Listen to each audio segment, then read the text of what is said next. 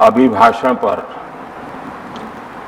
धन्यवाद देने के लिए मैं भी इस चर्चा में शामिल हुआ हूं। राष्ट्रपति महोदया के भाषण में देशवासियों के लिए प्रेरणा भी थी, प्रोत्साहन भी था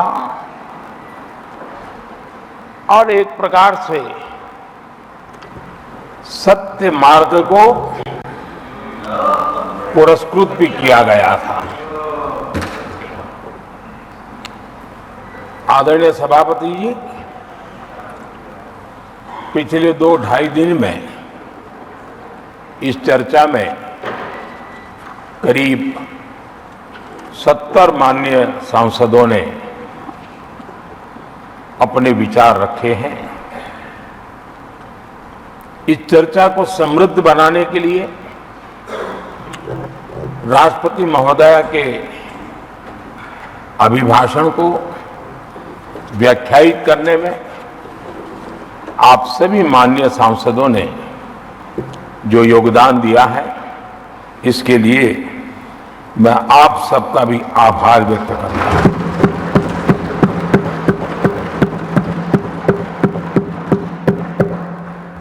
आदरणीय सभापति जी, भारत की आजादी के इतिहास में हमारी संसदीय लोकतांत्रिक यात्रा में बहुत दशकों के बाद देश की जनता ने एक सरकार को तीसरी बार देश की सेवा करने का अवसर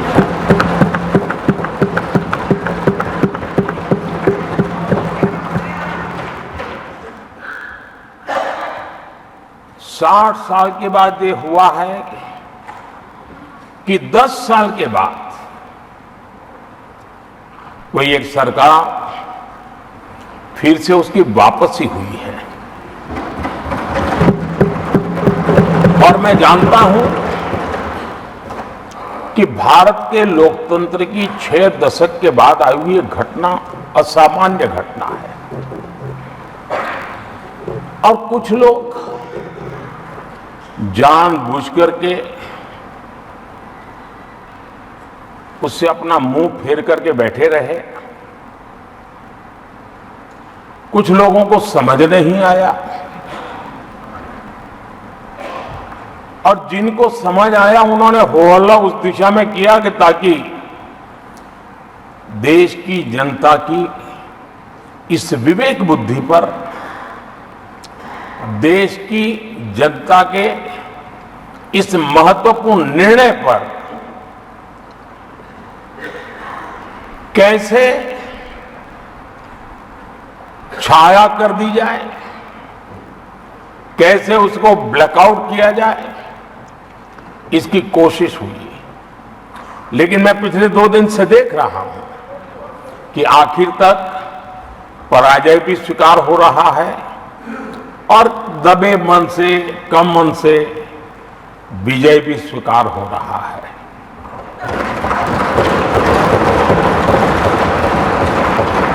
आदरणीय सभापति जी, कांग्रेस के हमारे कुछ साथियों को मैं हृदय से धन्यवाद करना चाहता हूं, क्योंकि नतीजे आए तब से हमारे एक साथी की तरफ से मैं देख रहा था, उनकी पार्टी उनको समर्थन तो नहीं कर देते, लेकिन अकेले झंडा लेकर दौड़ रहे थे। और मैं कहता हूं, वो जो कहते थे उनके मुंह में घी शक्कर। और ये मैं क्यों कह रहा हूं? क्योंकि उन्होंने बार बार ढोल पीटा था 1/3 सरकार। इससे बड़ा सत्य क्या हो सकता है कि हमारे 10 साल हुए हैं, 20 और बाकी है। 1/3 हुआ है,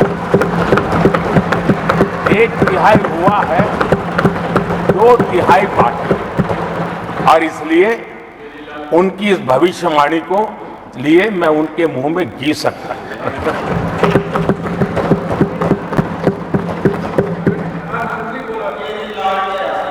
आदरणीय सभापति जी,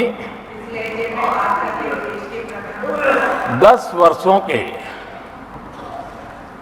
अखंड एकनिष्ठ अविरत सेवा भाव से किए हुए कार्य को देश की जनता ने जी भर करके समर्थन दिया है। देश की जनता ने आशीर्वाद दिए हैं।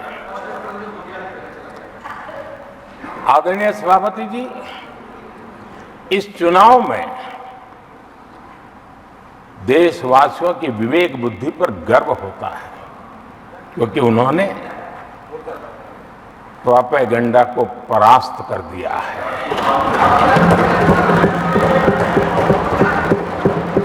देश की जनता ने परफॉर्मेंस को प्राथमिकता दी है।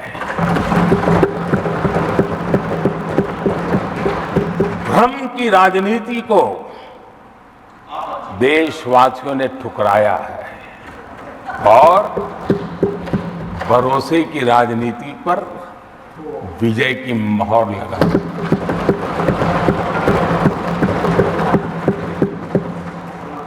आदरणीय सभापति जी, संविधान के 75वें वर्ष में हम प्रवेश कर रहे हैं। इस सदन के लिए भी ये पड़ाव विशेष है, क्योंकि इसे भी 75 साल हुए हैं और इसलिए एक सुभग संयोग है। आदरणीय सभापति जी, मेरे जैसे बहुत लोग हैं इस देश के सार्वजनिक जीवन में, जिनके परिवार में कोई गांव का सरपंच भी नहीं रहा है, गांव का प्रधान भी नहीं रहा है, राजनीति से कोई सरोकार नहीं रहा है, लेकिन आज अनेक महत्वपूर्ण पदों पर पहुंच करके देश की सेवा कर रहे हैं। और उसका कारण बाबा साहब आम्बेडकर ने जो संविधान दिया है, उसने हम जैसे लोगों को अवसर दिया और मेरे जैसे अनेक लोग हैं जिनको बाबा साहब आम्बेडकर द्वारा दिए गए संविधान के कारण यहां तक आने का अवसर मिला है और जनता जनार्दन ने उस पर मोहर लगाई, तीसरी बार आने का मौका मिल गया।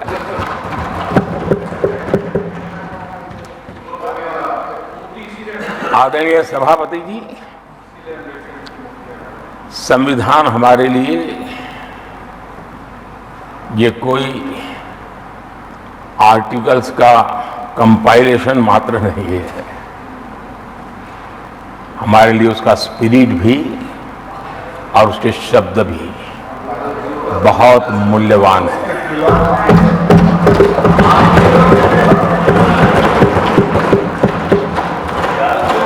और हमारा मानना है कि किसी भी सरकार के लिए, किसी भी सरकार के नीति निर्धारण में, कार्यकलापों में हमारा संविधान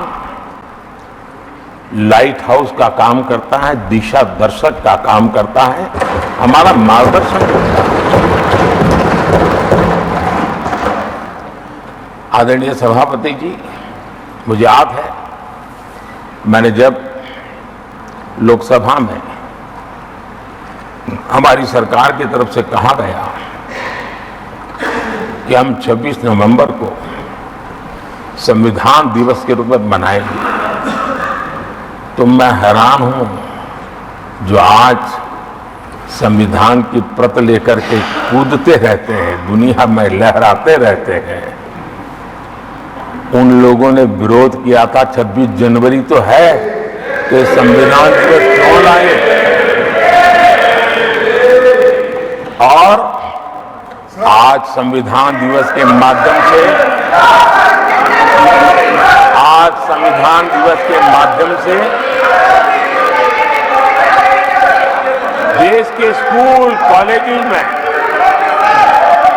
संविधान की भावना, संविधान की रचना में क्या भूमिका रही है, देश के गणमान्य महापुरुषों ने संविधान के निर्माण में किन कारणों से कुछ चीजों को छोड़ने का निर्णय किया, किन कारणों से कुछ चीजों का स्वीकार करने का निर्णय किया, इसके विषय में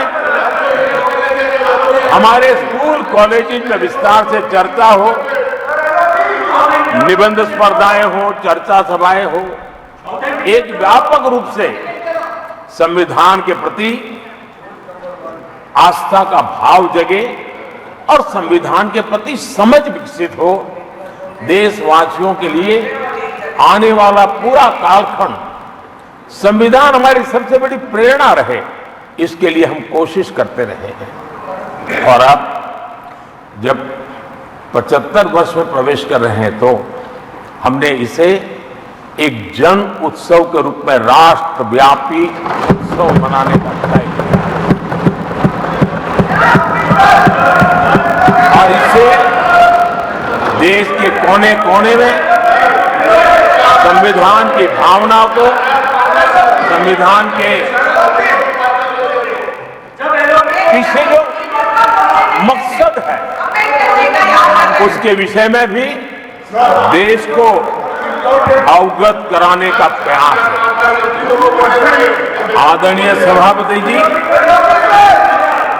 देश की जनता ने हमें तीसरी बार जो अवसर दिया है वो अवसर विकसित भारत, आत्मनिर्भर भारत, इस यात्रा को मजबूती देने के लिए, इस संकल्प को सिद्धि तक ले जाने के लिए हमें देश के कोटि कोटि जनों ने आशीर्वाद दिए हैं।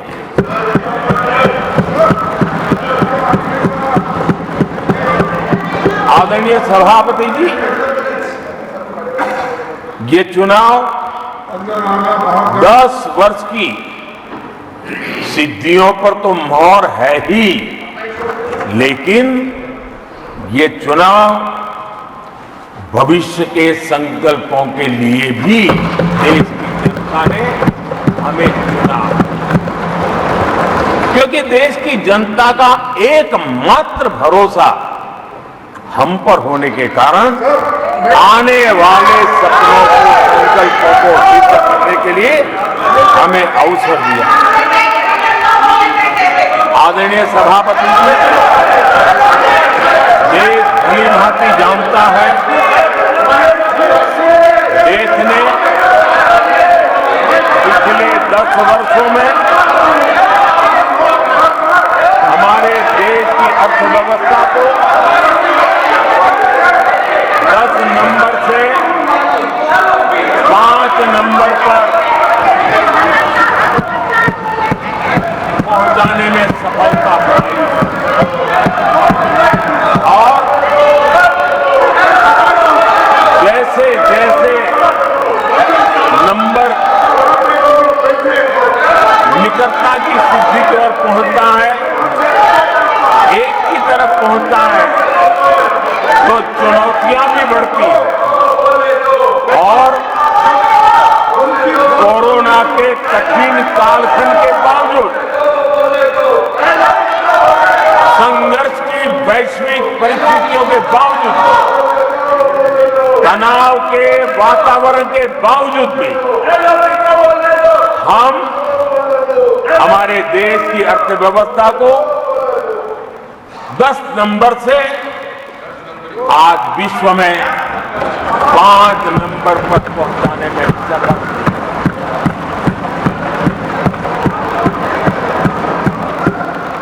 इस बार देश की जनता ने हमें रिकॉर्ड में 5 नंबर से 3 नंबर की इकोनॉमी पर पहुंचाने के लिए जनादेश दिया है और मुझे पक्का विश्वास है शांति कि से देश की जनता ने हमें जो जनादेश दिया है, हम भारत की अर्थव्यवस्था को विश्व के टॉप 3 में पहुंचा के रहेंगे।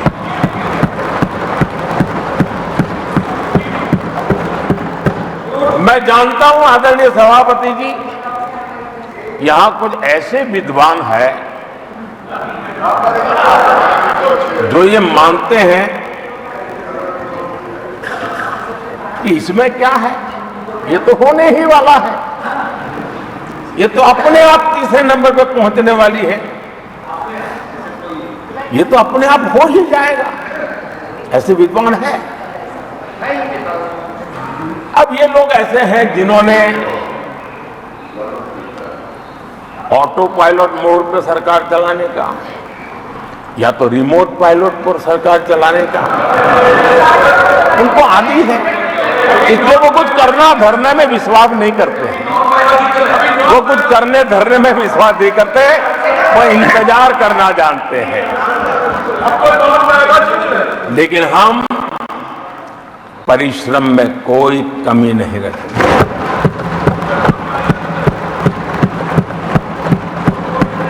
आने वाले वर्षों में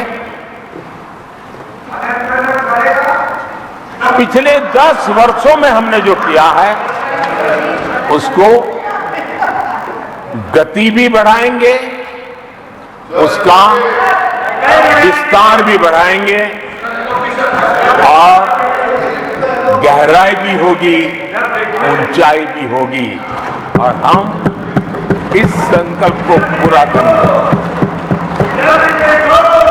आदरणीय सभापति जी, चुनाव के दरमियान मैं देशवासियों को कहता था कि जो 10 साल हमने काम किया है, हमारे जो सपने और संकल्प है उसके हिसाब से तो ये एपेटाइजर है, मेन कोर्स तो अभी शुरू हुआ।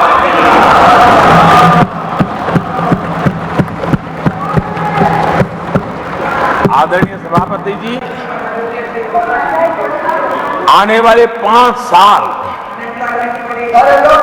मूल सुविधाओं के सैचुरेशन के और हम एक सामान्य नागरिक की जो रोजमर्रा की जिंदगी की आवश्यकताएं होती हैं, एक गरिमापूर्ण जीवन जीने के लिए जिन व्यवस्थाओं की, जिन सुविधाओं की, जिस प्रकार के गवर्नेंस की आवश्यकताएं होती हैं, हम इन मूलभूत सुविधाओं के सैचुरेशन का युग के रूप में उसको परिवर्तित करना चाहते हैं। आदरणीय सभापति जी, आने वाले 5 वर्ष गरीबों के खिलाफ निर्णायक लड़ाई के हैं। आने वाले 5 वर्ष गरीबी के खिलाफ गरीबों की लड़ाई, और मैं मानता हूं गरीब जब गरीबी के खिलाफ लड़ाई के लिए एक सामर्थ्य के साथ खड़ा हो जाता है तो गरीबों की गरीबी के खिलाफ की लड़ाई सफलता को प्राप्त करती है। और इसलिए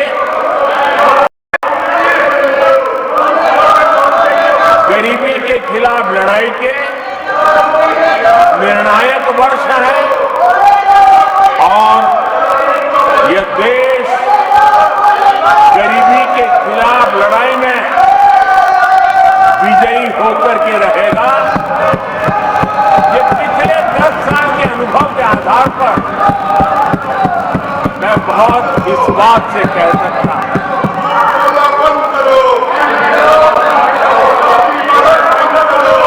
आदरणीय सभापति जी, जब देश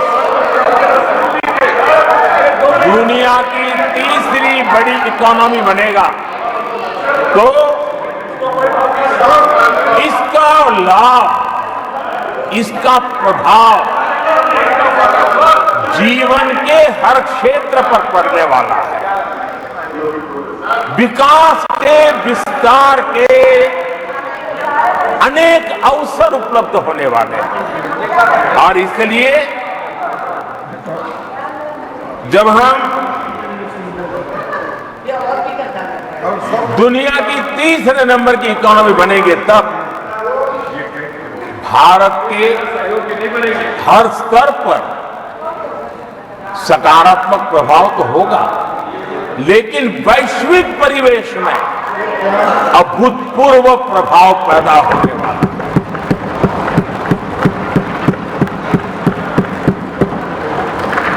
आदरणीय सभापति जी, हम आने वाले कालखंड में नए स्टार्टअप्स का, नई कंपनियों का वैश्विक उभार देख रहे हैं और मैं देख रहा हूं कि आने वाले कालखंड में हमारे टियर 2, टियर 3 सिटीज भी ग्रोथ इंजन की भूमिका में देश में बहुत बड़ा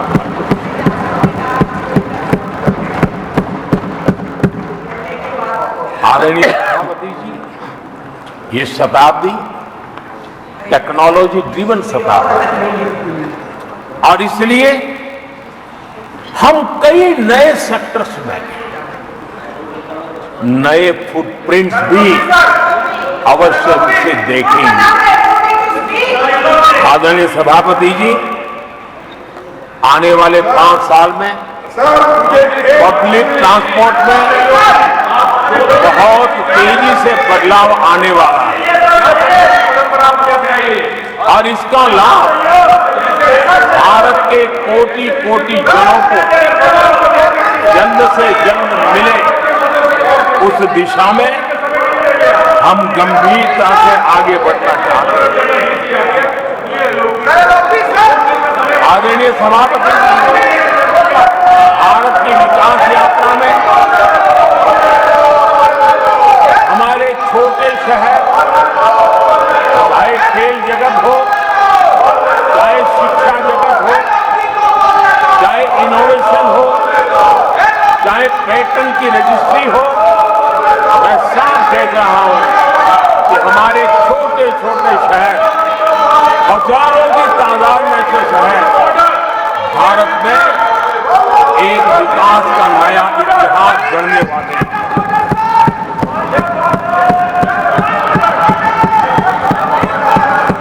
आदरणीय सभापति जी, मैंने पहले भी कहा है कि भारत के विकास यात्रा में 4 प्रमुख स्तंभ, उसका सशक्तिकरण, उनको अवसर, ये बहुत बड़ी ताकत देने वाले हैं। आदरणीय सभापति जी, हमारे देश के किसान, हमारे देश के गरीब, हमारे देश के युवा और हमारे देश की नारी शक्ति, आदरणीय सभापति जी, हमने हमारी विकास यात्रा में हमारा जो फोकस है उसको हमने रेखांकित किया है। आदरणीय सभापति जी, यहाँ भी कई साथियों ने खेती और किसानी को लेकर के हर एक ने विस्तार से अपने विचार रखे हैं और अनेक बातें सकारात्मक रूप से भी रखी है। मैं किसानों को लेकर सभी सदस्यों को और उनकी भावनाओं का आदर करता हूं। बीते 10 वर्ष में हमारी खेती हर प्रकार से लाभकारी हो, किसान को लाभकारी हो, उस पर हमने हमारा ध्यान केंद्रित किया है। अनेक योजनाओं से उसको हमने ताकत देने का प्रयास किया है। चाहे फसल के लिए ऋण हो,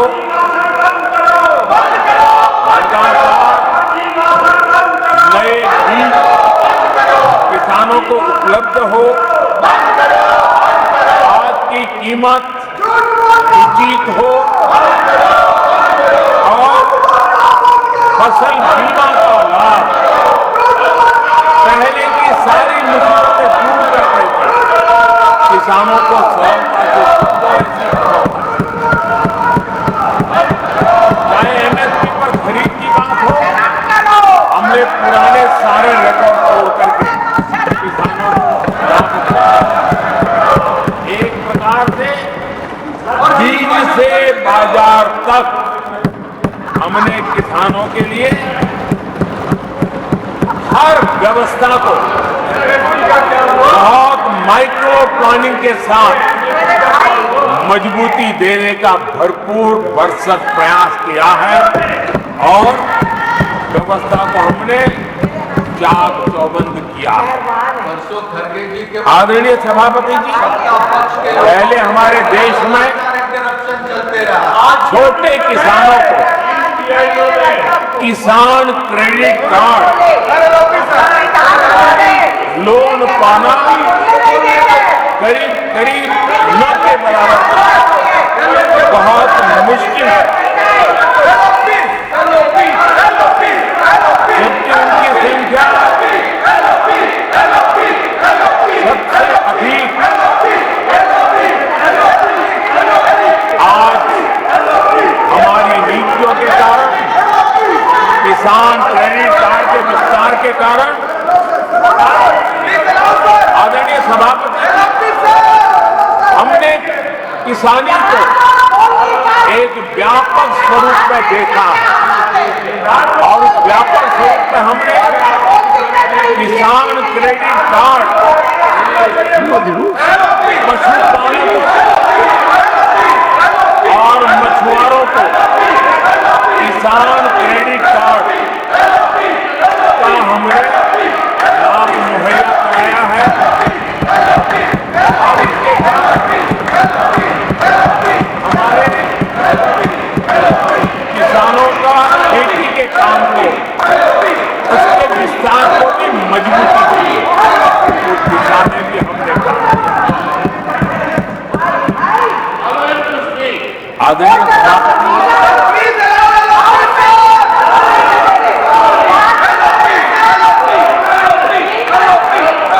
कांग्रेस के कार्यकाल में 10 साल में एक बार किसानों की कर्ज माफी की बहुत डोल पीटे गए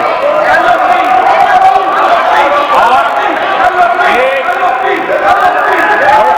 के बातें बता करके किसानों को गुमराह करने का भरसक प्रयास किया गया था।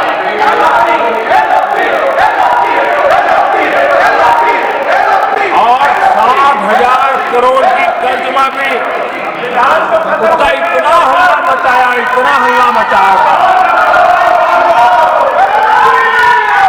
और एक अनुमान था कि उसके लाभार्थी करीब देश के 3 करोड़ किसान थे।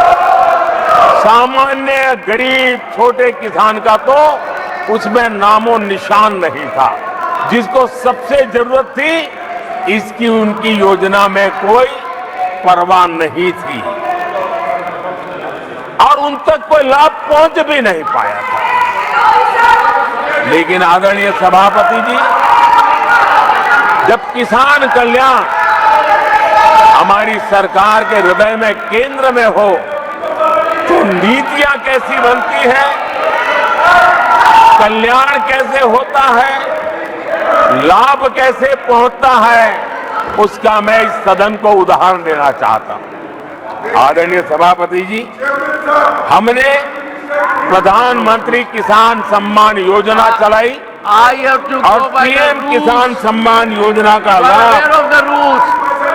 This conduct is not appropriate. I 10 strongly crore condemn किसानों को हुआ है unparliamentary practice. I और strongly सिर्फ 6 साल में this generation of हमने this House, please take your seat.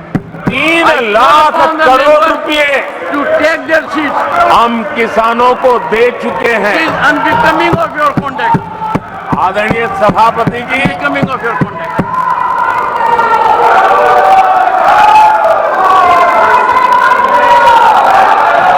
आदरणीय सभापति जी, देश देख रहा है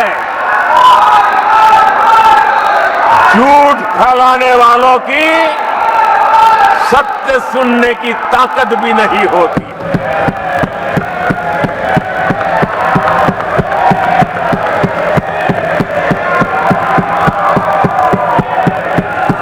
इनका सत्य से मुकाबला करना, इसके लिए जिनके हौसले नहीं है वो बैठ करके इतनी चर्चा के बाद उन्होंने उठाए हुए सवालों के जवाब भी सुनने की हिम्मत नहीं है। इन्होंने ये अपर हाउस को अपमानित कर रहे हैं। इस अपर हाउस की महान परंपरा को अपमानित कर रहे हैं। आदरणीय सभापति जी, देश की जनता ने हर प्रकार से उनको इतना पराजित कर दिया है कि अब उनके पास गली मोहल्ले में चीखने के सिवाय कुछ बचा नहीं। नारेबाजी, हो हल्ला और मैदान छोड़ के भाग जाना, यही उनके नसीब में लिखा हुआ है। माननीय सदस्यगण, अत्यंत दर्दनाक, पीड़ादायक, अमर्यादित आचरण से देखकर मैं हूं। शासन तीसरे निरंतर लगातार काल में है। 6 दशक के बाद मैंने चर्चा की और मैंने अनुरोध किया कि प्रतिपक्ष के नेता को बिना बेरोक टोक बोलने का सुअवसर दिया। आज वो सदन छोड़कर नहीं गए हैं, मर्यादा छोड़कर गए हैं। आज उन्होंने मुझे पीठ नहीं दिखाई है, भारत के संविधान को पीठ दिखाई है। आज उन्होंने मेरा अनादर और आपका अनादर नहीं किया है, उस शपथ का अनादर किया है जो संविधान के तहत ली है। भारत के संविधान की इससे बड़ी अपमानित बात नहीं हो सकती। ऐसा कैसे हो सकता है? House of elders, the upper house, हमें देश का मार्गदर्शन करना है। मैं उनके आचरण की भर्त्सना करता हूं। देश के 140 करोड़ लोग इसे हाथ होंगे। सदन का मतलब है सत्ता पक्ष की बात सुनो जब आपने अपनी पूरी बात कह दी। माननीय सदस्यगण, आप सब जानते हैं कल देर रात तक चर्चा रखी गई, हर सदस्य को मौका दिया गया। It is an occasion where they have challenged Indian Constitution, they have outraged the spirit of Indian Constitution, they have disregarded the oath they have undertaken. मैं इस कुर्सी पर बैठकर इतना दुखी हूं कि भारत के संविधान का इतना बड़ा अपमान, इतना बड़ा मजाक भारत का संविधान हाथ में रखने की किताब नहीं है, जीने की किताब है। मैं आशा करता हूं कि वो आत्मचिंतन करेंगे, मंथन करेंगे, अपने दिल को टटोलेंगे और कर्तव्य पर आएंगे। माननीय प्रधानमंत्री जी,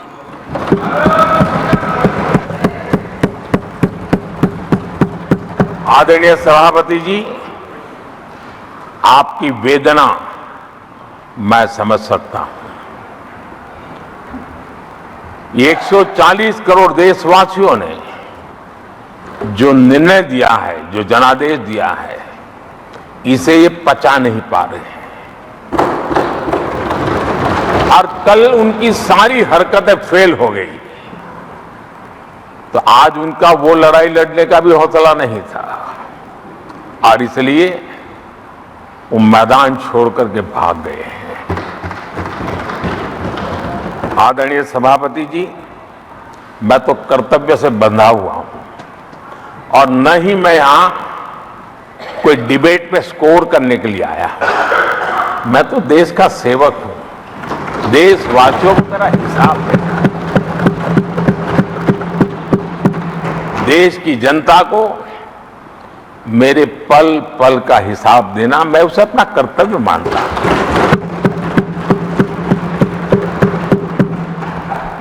आदरणीय सभापति जी, वैश्विक परिस्थितियां ऐसी पैदा हुई कि फर्टिलाइजर के लिए बहुत बड़ा संकट पैदा हुआ। हमने देश के किसान को मुसीबत में नहीं आने दिया और हमने करीब करीब 12 लाख करोड़ रुपया फर्टिलाइजर में सब्सिडी दी है और जो भारत के आजादी के इतिहास में सर्वाधिक है। और उसी का परिणाम है कि हमारे किसान को फर्टिलाइजर का इतना बड़ा बोझ उस तक हमने जाने नहीं दिया, सरकार ने अपने कंधे पर उसको उठा लिया है। आदरणीय सभापति जी, हमने एमएसपी में भी रिकॉर्ड बढ़ोतरी की है। इतना ही नहीं, खरीद के भी नए रिकॉर्ड बनाए हैं। पहले एमएसपी की घोषणा होती थी, लेकिन किसानों से कुछ भी लिया नहीं जाता था, बातें बताई जाती थी। पहले की तुलना में अनेक गुना ज्यादा खरीदी कर करके हमने किसानों को सामर्थ्यवान बनाने का प्रयास किया।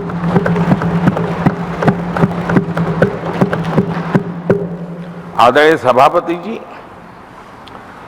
10 वर्षों में हमने कांग्रेस सरकार की तुलना में धान और गेहूं किसानों तक 2.5 गुना अधिक पैसा पहुंचाया और हम आने वाले 5 साल सिर्फ इसी का इंक्रीमेंटल वृद्धि करके रुकना नहीं चाहते हैं। हम नए नए क्षेत्रों को, उन कठिनाइयों का अध्ययन करके उसकी मुक्ति के लिए प्रयास कर रहे हैं। और इसलिए आदरणीय सभापति जी, अन्न भंडारण का विश्व का सबसे बड़ा अभियान हमने हाथ लिया है और लाखों की तादाद में विकेंद्रित व्यवस्था के तहत अन्न भंडारणों की रचना करने की दिशा में काम चल पड़ा है। फल और सब्जी एक ऐसा क्षेत्र है, हम चाहते हैं किसान उस तरफ मुड़े और उसके भंडारण के लिए भी एक व्यापक इंफ्रास्ट्रक्चर की दिशा में हम काम कर रहे हैं। आदरणीय सभापति जी, सबका साथ, सबका विकास, इस मूल मंत्र को लेकर के हमने देश सेवा की हमारी यात्रा को निरंतर विस्तार देने का प्रयास किया है। देशवासियों को गरिमापूर्ण जीवन देना, ये हमारी प्राथमिकता रही है। आजादी के बाद अनेक दशकों तक जिनको कभी पूछा नहीं गया, आज मेरी सरकार उनको पूछती तो है, उनको पूजती भी है।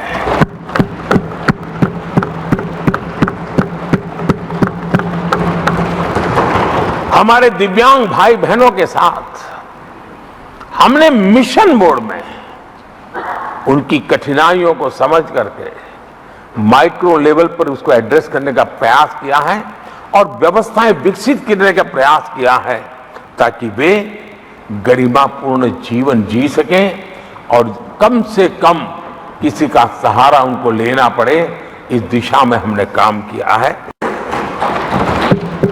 आदरणीय सभापति जी, हमारे समाज में किसी न किसी कारणवश एक उपेक्षित वर्ग, यानी एक प्रकार से समाज में बार बार हरदूत होने वाला वर्ग, वो ट्रांसजेंडर वर्ग है।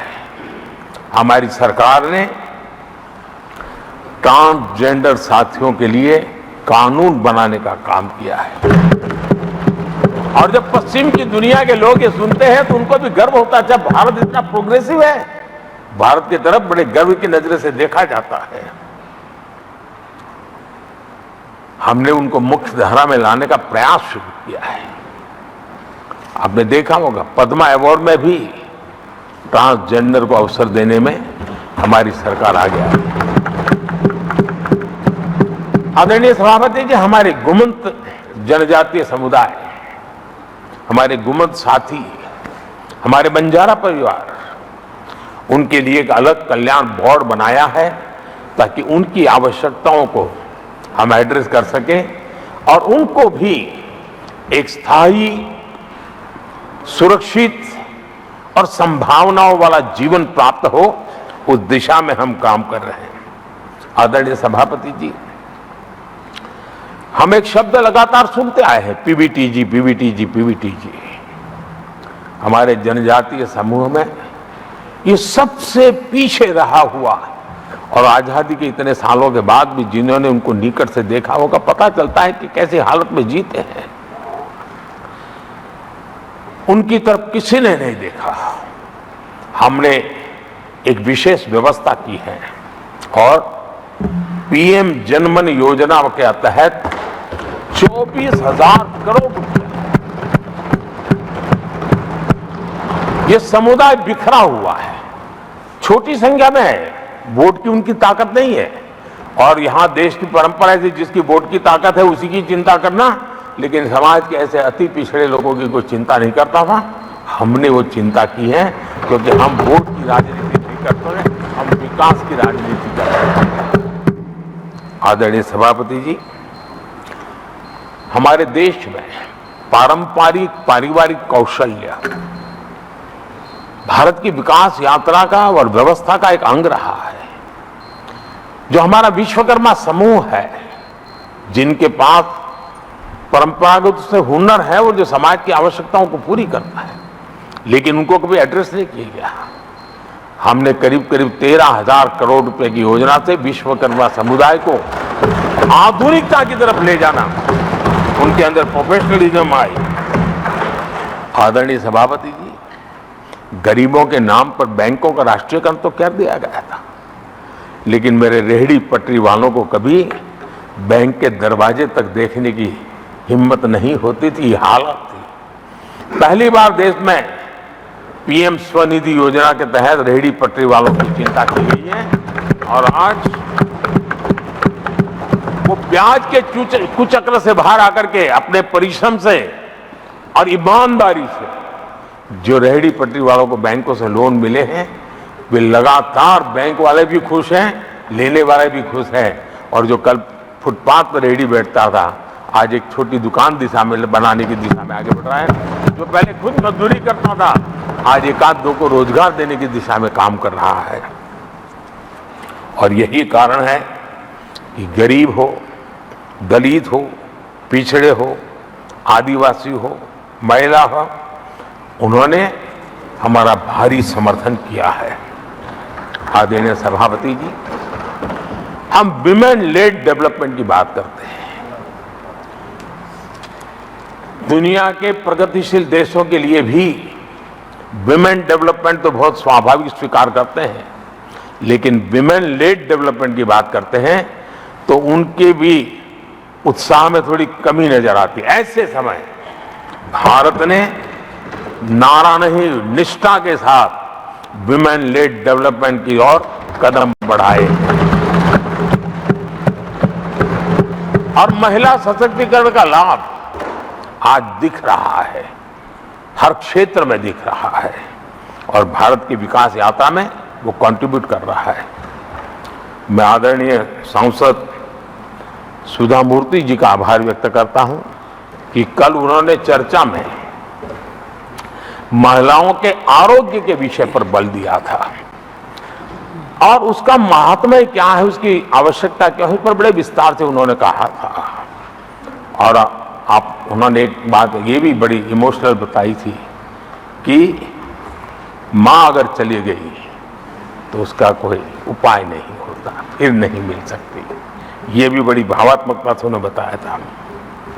विमेन हेल्थ, सैनिटेशन, वेलनेस पर हमने 10 वर्षों में एक प्रायोरिटी सेक्टर के लिए आपने काम किया है।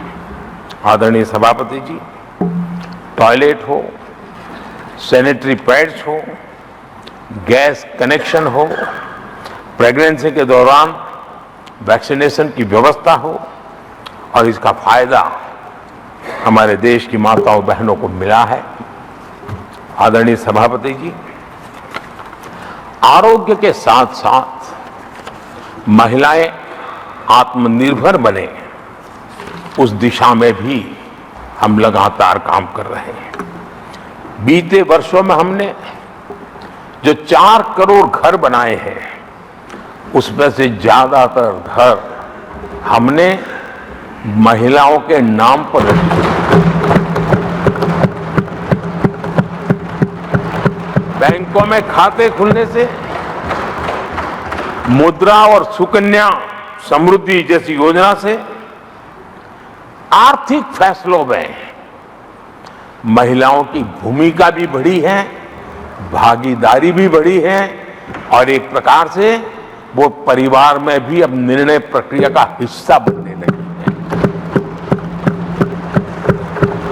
आदरणीय सभापति जी, विमेन सेल्फ हेल्प ग्रुप्स, उससे जुड़ी 10 करोड़ बहनें, उनका आत्मविश्वास तो बढ़ा ही बढ़ा है, उनकी आय भी बढ़ी है।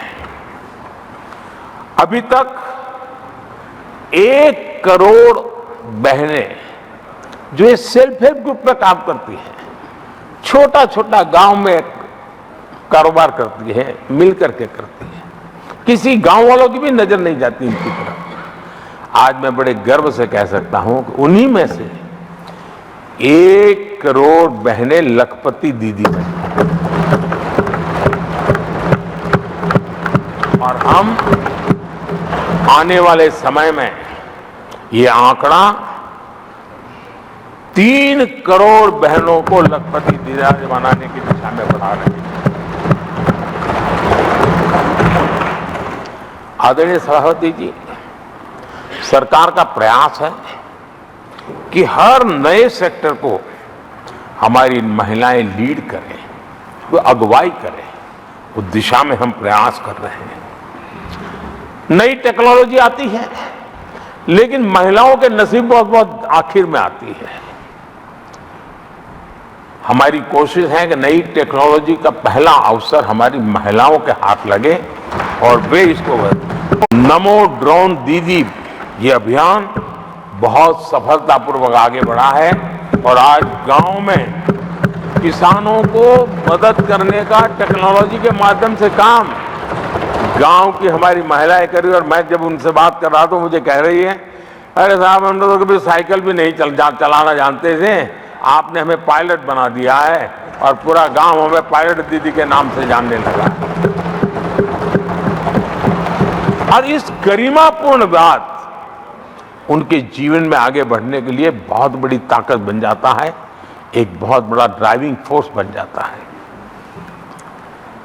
आदरणीय सभापति जी,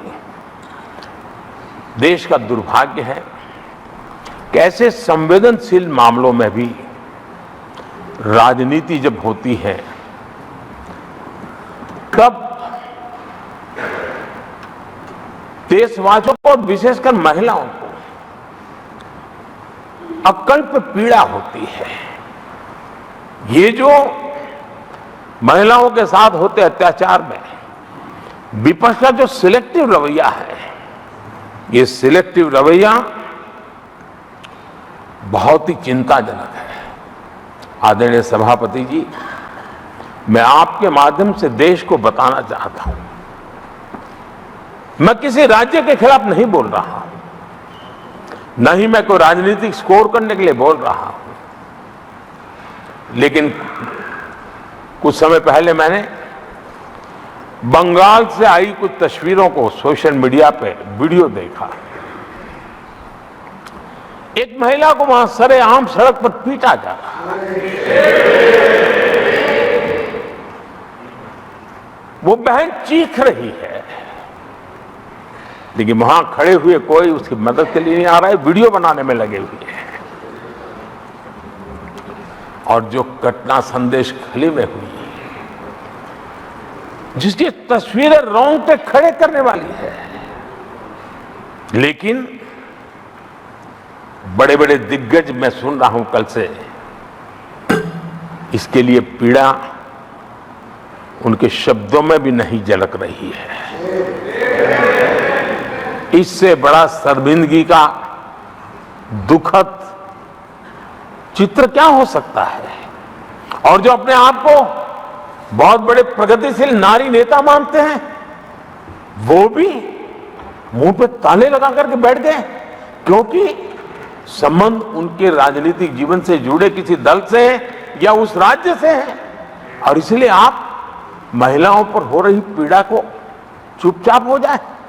आदरणीय सभापति जी, मैं समझता हूं कि जिस प्रकार से दिग्गज लोग भी ऐसी बातों को नजरअंदाज करते हैं, तब देश को तो पीड़ा होती है, हमारी माताओं बहनों को ज्यादा पीड़ा होती है। आदरणीय सभापति जी, राजनीति इतनी सिलेक्टिव हो और जहां उनकी राजनीति को अनुकूल नहीं होता है तो उनको सांप सूंघ जाता है, ये बहुत चिंता का विषय है। आदरणीय सभापति जी, भारत की जनता ने तीसरी बार पूर्ण बहुमत की स्थिर सरकार चुनकर देश में तो स्थिरता और निरंतरता को तो आदेश दिया ही है, लेकिन इस चुनाव के नतीजों ने विश्व को आश्वस्त किया है। आदरणीय सभापति जी,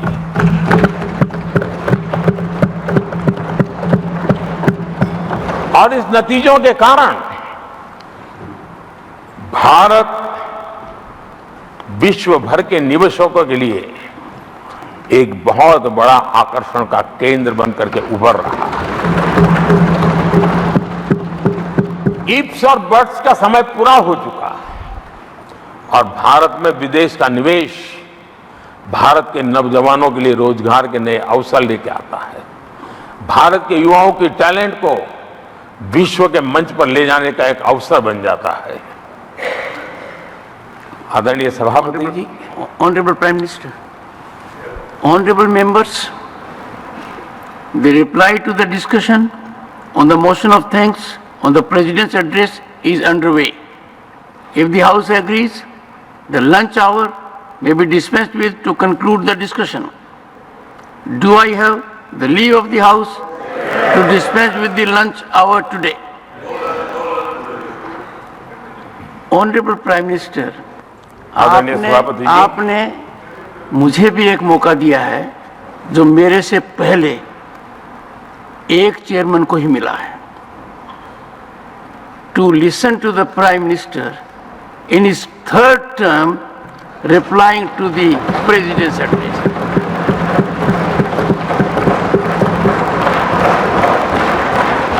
और आपसे इंस्पिरेशन लेकर आप देखिए टेबल के ऊपर हमने पुरुषों का 1/3 रिजर्वेशन कर दिया है। ऑनरेबल प्राइम मिनिस्टर, आदरणीय सभापति जी, वैश्विक अर्थव्यवस्थाओं में संतुलन जो चाहते हैं उनका भारत का ये विजय उनके लिए एक बहुत बड़ी नई आशा लेकर के आया है। आज विश्व पारदर्शिता पर भरोसा करती है और भारत उसके लिए एक बहुत ही श्रेष्ठ भूमि के रूप में उभर रहा है। आदरणीय सभापति जी,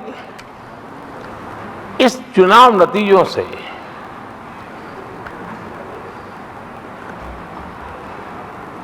जो कैपिटल मार्केट है उसमें तो उछाल नजर आ ही रहा है, लेकिन दुनिया में भी बहुत बड़ा उमंग और आनंद का माहौल है। तो मैं अपने व्यक्तिगत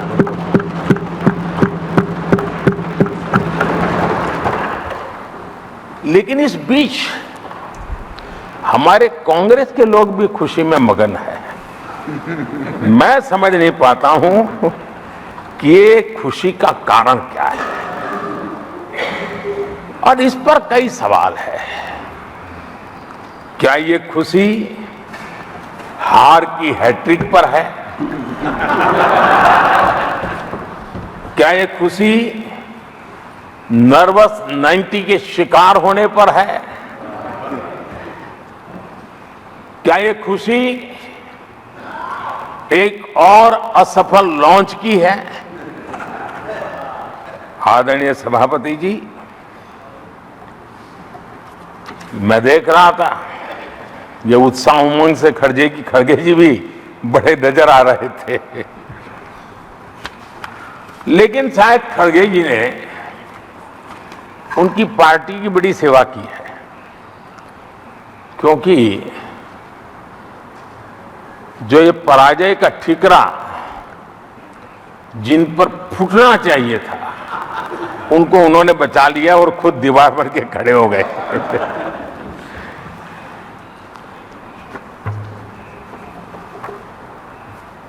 और कांग्रेस का रवैया ऐसा रहा है कि जब जब ऐसी परिस्थिति आती है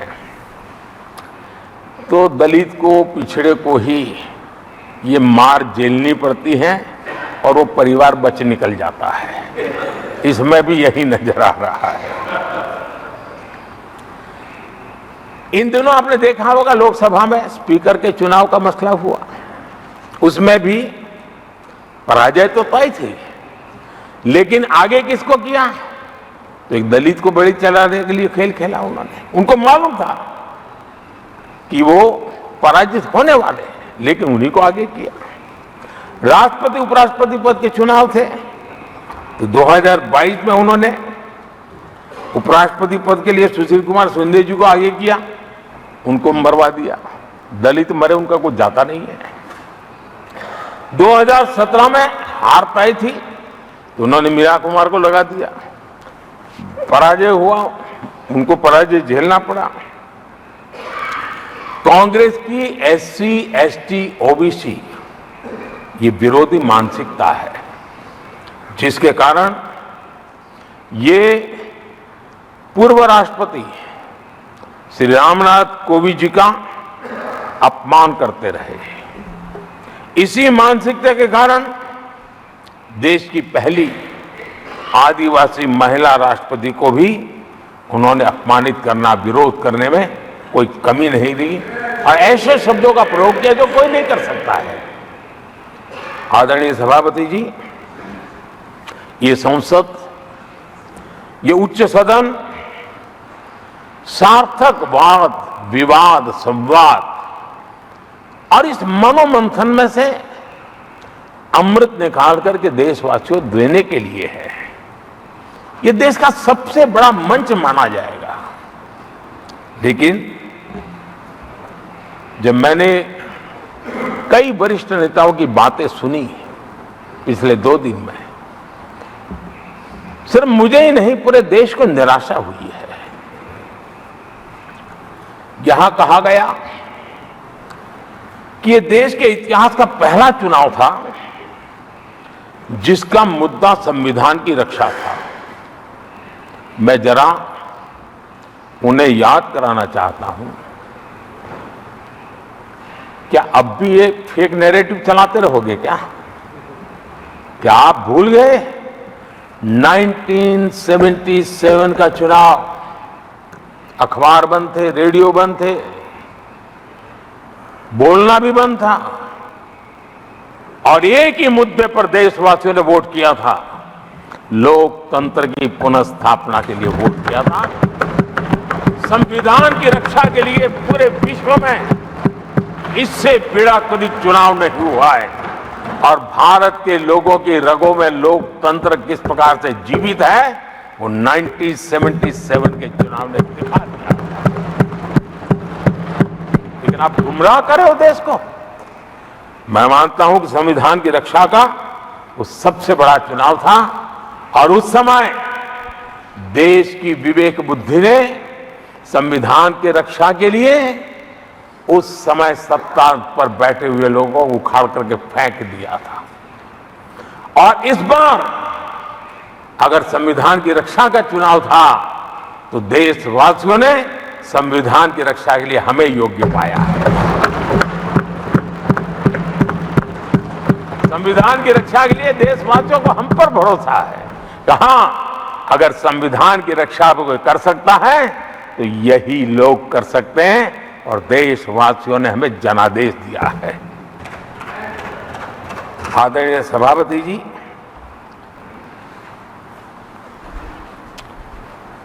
जब खड़गे जी ऐसी बातें बोलते हैं तो जरा पीड़ादायक लगता है, क्योंकि इमरजेंसी के दौरान संविधान पर जो जुल्म हुआ, जो बुलडोजर चलाया गया संविधान के ऊपर, लोकतंत्र की धज्जियां उड़ा दी गई, तब उसी दल के महत्वपूर्ण नेता के रूप में उनके साक्षी है, फिर भी सदन को गुमराह कर रहे हैं।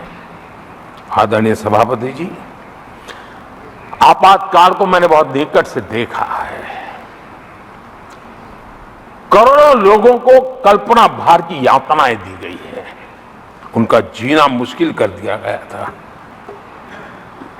और जो संसद के अंदर होता था वो तो रिकॉर्ड पर है।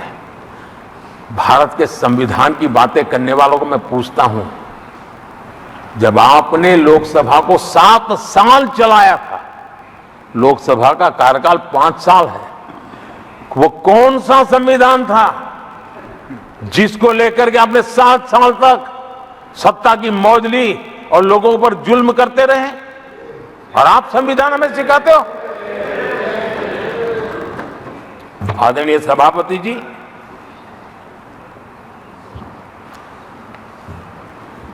दर्जनों आर्टिकल्स पर,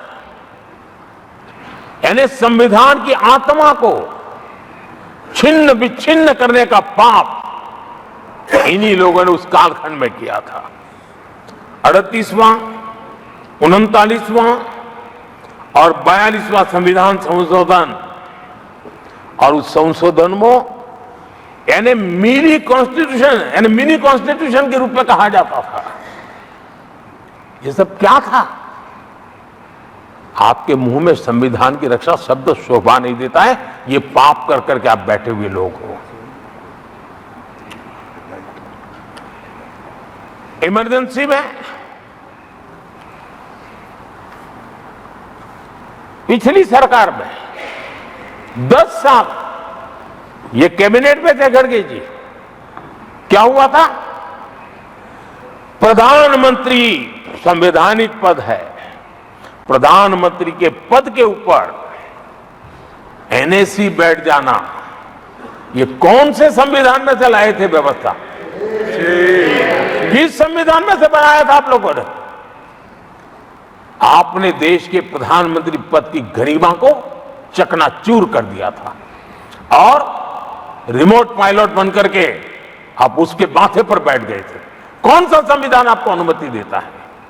आदरणीय सभापति जी, जरा ये बताएं हमको, वो कौन सा संविधान है जो एक सांसद को कैबिनेट के निर्णय को सार्वजनिक रूप से फाड़ देने का हक दे देता है, तो कौन सा संविधान था?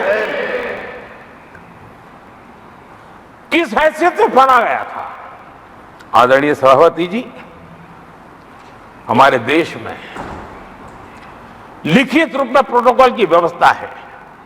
राष्ट्रपति, उपराष्ट्रपति, प्रधानमंत्री, स्पीकर सब कैसे कहां होते हैं? कोई मुझे बताएं कि संविधान की मर्यादाओं को तार तार करके प्रोटोकॉल में एक परिवार को प्राथमिकता कैसे दी जाती थी? कौन सा संविधान था? संवैधानिक पदों पर बैठे हुए लोगों बाद में, एक परिवार के लोग पहले। कौन सा संविधान की मर्यादा रखी थी आपने? और आज संविधान की बातें करते हैं, संविधान लहराते हैं, जय संविधान कहते हैं। अरे आप लोग तो India is Indira, Indira is India के नारे लगा करके जिए हो। आपको संविधान की कोई आदर भाव कभी व्यक्त कर नहीं पाए हो। आदरणीय सभापति जी, मैं बहुत गंभीरता से कह रहा हूं कि इस देश में कांग्रेस संविधान की सबसे बड़ी विरोधी है। उसके जहन में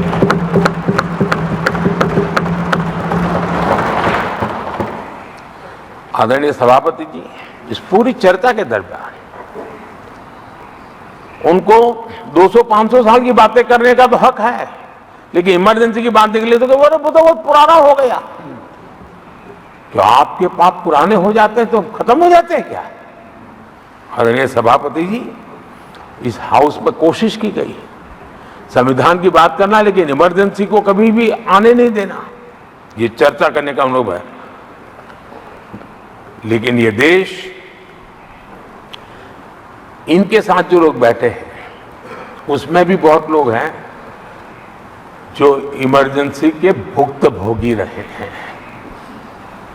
लेकिन उनकी कुछ मजबूरियां होगी कि आज उनके साथ उन्होंने बैठना पसंद किया है। मतलब अवसरवादिता का ये दूसरा नाम है। संविधान के प्रति समर्पण का भाव होता तो ऐसा नहीं करते। आदरणीय सभापति जी, आपातकाल सिर्फ एक राजनीतिक संकट नहीं था, लोकतंत्र संविधान के साथ साथ ये बहुत बड़ा मानवीय संकट भी था। अनेक लोगों को टॉर्चर किया गया था, अनेक लोग जेल में मृत्यु को शरण हुए थे। जयप्रकाश नारायण जी की स्थिति इतनी खराब हुई कि बाहर आकर के वो कभी ठीक नहीं हो पाए। ये हाल उन्होंने कर दिया था। और प्रताड़ना सिर्फ राजनेताओं की नहीं, आम आदमी को भी नहीं छोड़ा गया था, सामान्य आदमी को भी नहीं। और इनका इतने सारे जुल्म, उसमें इनके लोग भी थे अंदर, उनके साथ भी ये जुल्म हुआ। लेकिन आज भूल, आदरणीय सभापति, वो दिन ऐसे थे कि जो कुछ लोग घर से निकले कभी घर लौट करके वापिस नहीं आए और पता तक नहीं चला कि उनका शरीर कहाँ गया। यहां तक की घटनाएं घटी थी। आदरणीय सभापति जी, ये बहुत सी पार्टियां जो उनके साथ बैठी हैं, वो अल्पसंख्यकों की आवाज होने का जरा दावा करते हैं और बड़े ज्यादा चिल्ला करके बोलते हैं।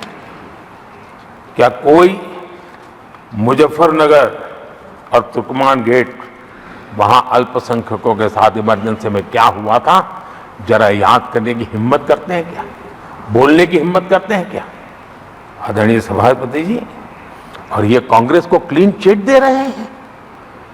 कैसे देश उनको माफ करेगा?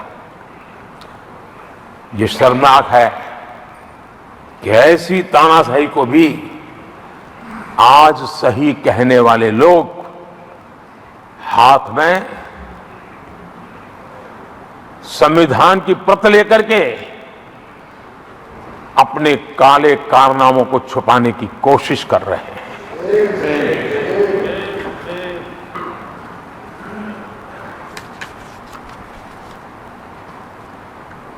आदरणीय सभापति जी, उस समय कई अलग छोटे छोटे राजनीतिक दल थे, ये इमरजेंसी के खिलाफ लड़ाई के मैदान में उतरे थे और धीरे धीरे उन्होंने अपनी जमीन बनाई थी। आज वो कांग्रेस का सहयोग कर रहे हैं और मैंने कल लोकसभा में कहा था, अब कांग्रेस का परजीवी युग शुरू हुआ है। ये परजीवी कांग्रेस है, जहां वो खुद अकेले लड़े वहां उनका स्ट्राइक रेट शर्मजनक है, और जहां किसी के सहारे, किसी के कंधे पर बैठने का मौका मिला, वहीं पर से बच करके आए हैं। देश की जनता ने आज भी उनको स्वीकार नहीं किया है, वो किसी की आड़ में आए हैं। ये कांग्रेस परजीवी है, किसी और के कारण सहयोगी दलों के वोट खा करके वो जरा फली फूली है ऐसा दिखता है। और कांग्रेस का परजीवी होने का कारण उनके अपने कारनामों से है। वे देश की जनता का विश्वास नहीं लेता है, वो जोड़ तोड़ करके बचने का रास्ता खोज रहे हैं। जनता जनार्दन का विश्वास जीतने के लिए इनके पास कुछ नहीं है, इसलिए फेक नैरेटिव के द्वारा, फेक वीडियो के द्वारा देश को भ्रमित करके, गुमराह करके अपने कारनामे करने की आदत है। आदरणीय सभापति जी, इस सदन में, ये उच्च सदन है, यहां विकास के विजन पर चर्चा होना स्वाभाविक अपेक्षित है, लेकिन भ्रष्टाचार के गंभीर आरोपों से घिरे लोग, ये कांग्रेस वाले भ्रष्टाचारी बचाओ आंदोलन चलाने लग गए हैं बेशर्मी के साथ। जिनको सजाएं मिली है भ्रष्टाचार में, इनके साथ तस्वीरें निकालने में उनको मजा आ रहा है। पहले ये लोग हमको पूछते थे, बातें तो बड़ी करते थे, भ्रष्टाचारियों पर कार्रवाई क्यों नहीं होती है? और जब भ्रष्टाचारी जेल जा रहे हैं तो हंगामा कर रहे हैं, क्या आप लोगों को जेल क्या भेज रहे हो? आदरणीय सभापति जी, यहां चर्चा के दौरान केंद्र की जांच एजेंसियों पर आरोप लगाए गए हैं।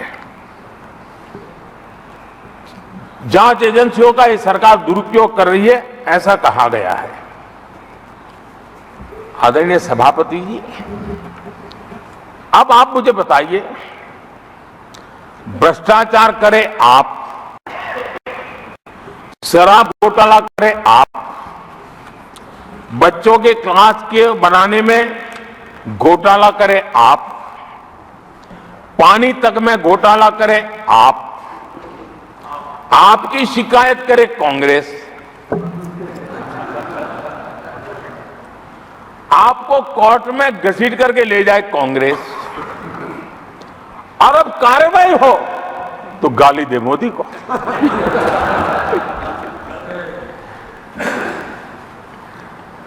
और अब आपस में जरा साथी बन गए हैं लोग, और हिम्मत है तो सदन में खड़े होकर के जवाब मांगो।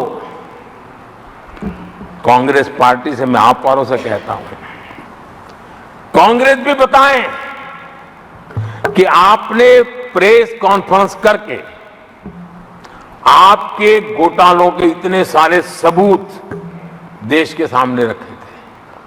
कांग्रेस ने प्रेस कॉन्फ्रेंस की थी, इन्हीं लोगों के खिलाफ की थी। अब ये बताएं कि ये जो उन्होंने सबूत प्रेस कॉन्फ्रेंस करके सारी फाइलें बताई थी, क्या वो सबूत सच्चे थे या झूठे थे? दोनों एक दूसरे को खोल करके रख देंगे। आदरणीय सभापति जी, मुझे विश्वास है ऐसी चीजों का जवाब देने की उनके अंदर हिम्मत नहीं है। आदरणीय सभापति जी, ये ऐसे लोग हैं जिनका डबल स्टैंडर्ड है, दोहरा रवैया है, और मैं देश को बार बार ये बात याद दिलाना चाहता हूं, ये कैसा दोगलापन चल रहा है। ये लोग दिल्ली में एक मंच पर बैठ करके जांच एजेंसियों पर आरोप लगाते हैं, भ्रष्टाचारियों को बचाने के लिए रैलियां करते हैं, और केरला में उनके शहजादे, उन्हीं के केरल के एक मुख्यमंत्री जो उनके गठबंधन के साथी हैं, उनको जेल भेजने की अपील करते हैं और भारत सरकार को कहते हैं कि इस मुख्यमंत्री को जेल भेज दो। दिल्ली में ईडी सीबीआई की कार्रवाई उस पर हाय तौबा करते हैं और वही लोग उसी एजेंसी से केरल के मुख्यमंत्री को जेल भेजने की बात करते हैं शहजादे। तब लोगों के मन में सवाल उठता है कि इसमें भी दोगलापन। आदरणीय सभापति जी, छत्तीसगढ़ में कांग्रेस सरकार के मुख्यमंत्री के साथ शराब घोटाला जुड़ा। यही आप पार्टी वाले चीख चीख करके कहते थे कि ईडी सीबीआई को लगा दो और इस मुख्यमंत्री को जेल में डाल दो, खुलेआम कहते थे। और ईडी ये काम करे इसके लिए गुजारिश करते थे। उनको तब ईडी बहुत प्यारा लगता है। आदरणीय सभापति जी, ये आज जो लोग जांच एजेंसियों को बदनाम कर रहे हैं, हल्ला मचा रहे हैं, मैं जरा उनकी याददाश्त पर जोर डालना चाहिए, मैं ऐसा उनका आग्रह करता हूं। जांच एजेंसियों का पहले दुरुपयोग कैसे होता था, कौन करता था, मैं जरा बताना चाहता हूं। मैं कुछ बयान आपके सामने रखता हूं। ये पहला बयान है 2013 का। बयान क्या है? कांग्रेस से लड़ना आसान नहीं है, जेल में डाल देगी, सीबीआई पीछे लगा देगी। कांग्रेस सीबीआई व इनकम टैक्स का भय दिखा करके समर्थन लेती है। ये स्टेटमेंट किसका है? ये बयान है स्वर्गीय मुलायम सिंह जी का। कांग्रेस एजेंसियों का कैसा दुरुपयोग करता है, ये मुलायम सिंह जी ने कहा था। और यहां इस सदन के माननीय सदस्य रामगोपाल जी को मैं जरा पूछना चाहता हूं कि रामगोपाल जी, क्या नेताजी कभी झूठ बोलते थे क्या? नेताजी तो सच बोलते थे।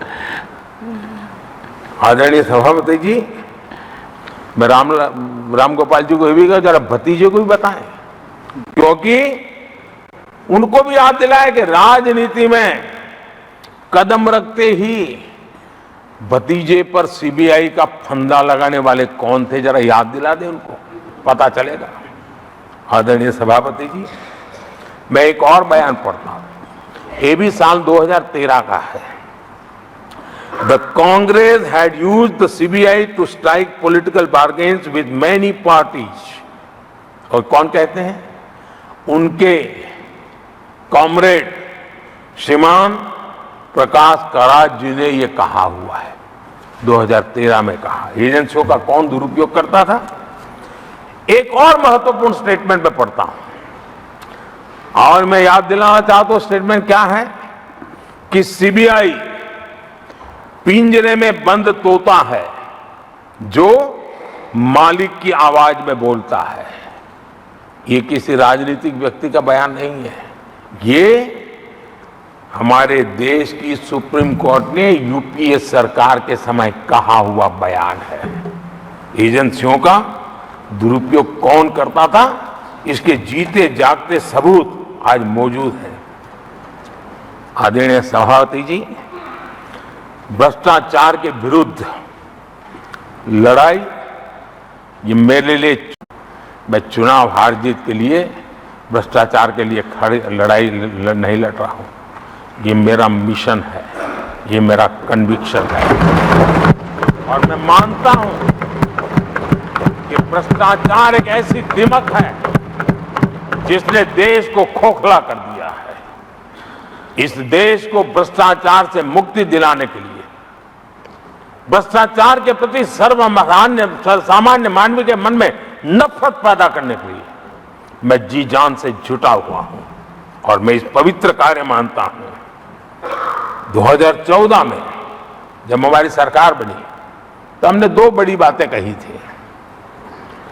एक, हमने कहा था मेरी सरकार गरीबों को समर्पित है। और दूसरा, भ्रष्टाचार पर, काले धन पर कड़ा प्रहार मेरी सरकार करेगी। ये मैंने 2014 में सार्वजनिक रूप से कहा था। इसी ध्येय को लेकर के एक तरफ गरीबों के कल्याण के लिए विश्व की सबसे बड़ी कल्याण योजना हम चला रहे हैं, गरीब कल्याण योजना चला रहे हैं। दूसरी तरफ भ्रष्टाचार के विरुद्ध नए कानून, नई व्यवस्थाएं, नए तंत्र हम विकसित कर रहे हैं। हमने भ्रष्टाचार निवारण अधिनियम 1988 उसमें संशोधन किया। हमने काले धन के खिलाफ एक नया कानून बनाया। बेनामी संपत्ति को लेकर हम नया कानून लेकर के आए। इन कानूनों से भ्रष्ट अधिकारियों पर भी कार्रवाई हो गई, लेकिन लीकेज हटाने के लिए हमने सकारात्मक रूप से गवर्नमेंट में भी बदलाव लाया। हमने डायरेक्ट बेनिफिट ट्रांसफर पर बल दिया। हमने डिजिटल टेक्नोलॉजी का भरपूर उपयोग किया है। और तभी आज हर लाभार्थी तक उसके हक का फायदा तुरंत सीधा पहुंच रहा है। एक नए पैसे का लीकेज नहीं होता है। ये हमारी भ्रष्टाचार के खिलाफ लड़ाई का पहलू है। और जब सामान्य नागरिक को ये व्यवस्था मिलती है तब उसका लोकतंत्र पे भरोसा बढ़ता है, उसको सरकार में अपनापन महसूस होता है। और जब अपनापन महसूस होता है ना, तब तीसरी बार बैठने का मौका मिलता है। आदरणीय सभापति जी,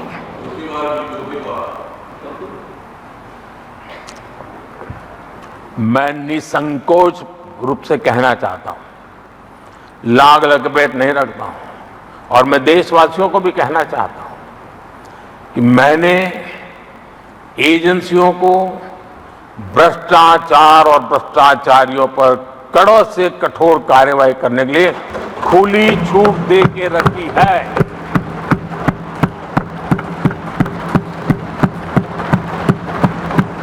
सरकार कहीं पर भी टांग नहीं अड़ाएगी। हां, वो ईमानदारी से काम करे, ईमानदारी के लिए काम करे, ये मेरी सूचना है। और आदरणीय सभापति जी, मैं फिर देशवासियों को कहना चाहता हूं, कोई भी भ्रष्टाचारी कानून से बच करके नहीं निकलेगा, ये मोदी की गारंटी है। आदरणीय सभापति जी, राष्ट्रपति जी ने अपने संबोधन में पेपर लीक को एक बड़ी समस्या बताया है। मेरी अपेक्षा थी कि सारे दल दलीय राजनीति से ऊपर उठकर इस पर अपनी बात रखते हैं, लेकिन दुर्भाग्य से इतना संवेदनशील महत्वपूर्ण मुद्दा भी, मेरे देश के नौजवानों के भविष्य के साथ जुड़ा मुद्दा भी इन्होंने राजनीति के भेंट चढ़ा दिया। इससे बड़ा दुर्भाग्य क्या हो सकता है। मैं देश के नौजवानों को आश्वस्त करता हूं कि आपको धोखा देने वालों को ये सरकार छोड़ने वाली नहीं है। मेरे देश के नौजवानों के भविष्य के साथ खिलवाड़ करने वालों को सख्त से सख्त सजा मिले, इसके लिए एक के बाद एक एक्शन लिए जा रहे हैं। संसद में इन गड़बड़ियों के खिलाफ सख्त कानून भी हमने बनाया है। हम पूरी सिस्टम को मजबूती दे रहे हैं कि भविष्य में मेरे देश के नौजवानों को आशंका भरी स्थिति में भी रहना न पड़े। पूरे विश्वास के साथ वो अपने सामर्थ्य को प्रदर्शित करें और अपने हक का प्राप्त करें। इस बात को लेकर के हम काम कर रहे हैं। आदरणीय सभापति जी, यहां कुछ आरोप लगाने की फैशन है, लेकिन कुछ आरोप ऐसे उसके जवाब घटनाएं खुद दे देती है और प्रत्यक्ष को प्रमाण की कोई जरूरत नहीं होती है। जम्मू कश्मीर में हाल में हुए लोकसभा चुनाव में मतदान के जो आंकड़े हैं वो पिछले 4 दशक के रिकॉर्ड को तोड़ने वाले हैं। और इसको सिर्फ कोई घर से गया बटन दबा के आया इतना नहीं है, भारत के संविधान को स्वीकृति देते हैं, भारत के लोकतंत्र को स्वीकृति देते हैं, भारत के इलेक्शन कमीशन को स्वीकृति देते हैं। ये बहुत बड़ी सक्सेस है आदरणीय सभापति। देशवासी जिस पल की प्रतीक्षा करते थे वो आज इतनी सहज सरलता के सामने दिख रही है आदरणीय सभापति। बीते अनेक दशकों में बंद, हड़ताल, आतंकी धमकियां, इधर उधर बम धमाके की कोशिशें एक प्रकार से लोकतंत्र पर ग्रहण बनी हुई थी। आज इस बार लोगों ने संविधान पर अटूट विश्वास रखते हुए अपने भाग्य का फैसला लिया है। मैं जम्मू कश्मीर के मतदाताओं को विशेष रूप से बधाई देता हूं। आदरणीय सभापति जी, जम्मू कश्मीर में आतंकवाद से हमारी लड़ाई एक प्रकार से अंतिम दौर में है, अंतिम चरण में है। आतंक के बचे हुए नेटवर्क को भी हम सख्ती से नेस्त नाबूद करने के लिए पूरी व्यूहरचना के साथ आगे बढ़ रहे हैं। बीते 10 वर्षों में पहले की तुलना में आतंकी घटनाओं में बहुत गिरावट आई है।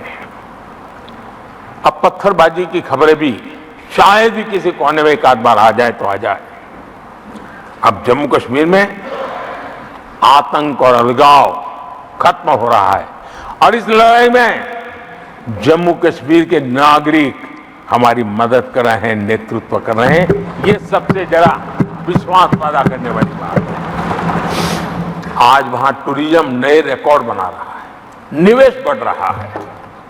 आदरणीय सभापति जी, आज जो नॉर्थ ईस्ट को लेकर सवाल उठाते हैं, उन्होंने नॉर्थ ईस्ट को अपने हाल पर छोड़ के रखा था, क्योंकि उनकी जो चुनावी हिसाब किताब होता है, नॉर्थ ईस्ट से इतनी ही लोकसभा की सीटें हैं, क्या उससे राजनीति में फर्क पड़ता है? कभी कोई परवाह नहीं की, उसे उनके नसीब पर छोड़ दिया था। हम नॉर्थ ईस्ट को आज देश के विकास का एक सशक्त इंजन बनाने की और ताकत से लगे। नॉर्थ ईस्ट पूर्वी एशिया के साथ ट्रेड, टूरिज्म और कल्चरल कनेक्टिविटी उसका गेटवे बन रहा है। और ये जो कहते हैं ना 21वीं सदी भारत की सदी, उसमें ये इनिशिएटिव बहुत बड़ा रोल प्ले करने वाला है। ये हमें स्वीकार करना है। आदरणीय सभापति जी, हमने नॉर्थ ईस्ट में गत 5 वर्ष में जो काम किया है, और अगर पुराने कांग्रेस के हिसाब से साथ उसको अगर तुलना कर दी जाए, हमने जितना काम 5 साल में किया है, इतना अगर उनको करना होता ना तो कम से कम 20 साल लग जाते, एक पीढ़ी और चली जाती। हमने इतना तेजी से काम किया है। आज नॉर्थ ईस्ट की कनेक्टिविटी उसके विकास का मूलभूत आधार है, उसको हमने प्राथमिकता दी है। और आज भूतकाल के सारे इंफ्रास्ट्रक्चर से कई गुना आगे हम निकल चुके हैं और हमने उसको करके दिखाया है। आदरणीय सभापति जी, नॉर्थ ईस्ट में स्थायी शांति के लिए 10 वर्षों में अनेक प्रयास किए गए हैं और निरंतर प्रयास किए गए हैं। बिना रुके, बिना थके, हर एक को विश्वास में लेते हुए में प्रयास किए गए हैं। और उसकी चर्चा कम हुई है देश में, लेकिन परिणाम बहुत ही आशा पैदा करने वाले निकले हैं। राज्यों के बीच सीमा विवाद संघर्षों को जन्म देता रहा है और आजादी से अब तक ये निरंतर चलता रहा है। हमने राज्यों को साथ बिठा करके सहमति के साथ जितने सीमा विवाद खत्म कर सकते हैं एक के बाद एक अकॉर्ड करते करते जा रहे हैं। रिकॉर्डेड है, सहमति की रिकॉर्ड है, और उसके लिए जो सीमाओं में किसी को उधर जाना है, किसी को यहां आना है, कहीं रेखा यहां बनानी, कहीं रेखा वहां, वो सारे काम कर चुके हैं। आदरणीय सभापति जी, ये नॉर्थ ईस्ट की बहुत बड़ी सेवा है। हिंसा से जुड़े संगठन, जो हथियारबंद गिरोह थे, जो वहां लड़ाई लड़ते रहते थे, अंडरग्राउंड के लड़ाई लड़ते थे, हर व्यवस्था को चुनौती देते थे, हर काउंटर ग्रुप को चुनौती देते थे, खून खराबा होता रहता था। आज उनको साथ लेकर के स्थायी समझौते हो रहे हैं, शस्त्र सरेंडर हो रहे हैं। जो गंभीर गुनाहों के अंदर हैं वो जेल जाने के लिए तैयार हो रहे हैं, अदालत को फेस करने के लिए तैयार हो रहे हैं। न्याय तंत्र के प्रति भरोसा बढ़ना, संविधान के प्रति भरोसा बढ़ना, भारत के लोकतंत्र के प्रति भरोसा बढ़ना, भारत के गवर्नमेंट की रचना पे भरोसा करना, ये इसमें से अनुभव होता है और आज हो रहा है।